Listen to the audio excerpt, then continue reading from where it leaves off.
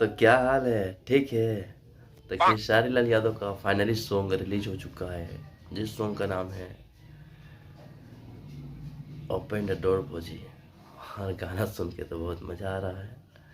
और गाना में अंतरा सिंह, प्रियंका और खेसारी लाल यादव का जो आवाज़ है, गाना को चार चांद लगा दे रहा।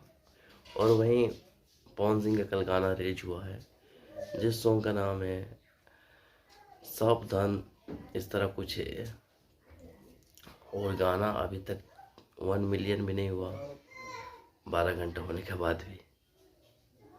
तो आप लोगों से रिक्वेस्ट है, चाहे याद दे सकते हो फिल्म पर, गाना को सुनिए दबाकर और कमेंट करिए यदि सुन लिए हैं गाना को तो, कि आप लोगों को कैसा लगा। पूरा देहाती टाइप का गाना है और गाना को चार चांद लगाने के लिए काफ़ी है। और इस बार ये गाना खेसारी लाल यादव का ही बजेगा और पवन सिंह का उतना नहीं बजेगा। इस चैनल को सब्सक्राइब जरूर करिए। मिलते हैं अगले वीडियो में, तब तक ले जा दीजिए। जय हिंद, जय बिहार।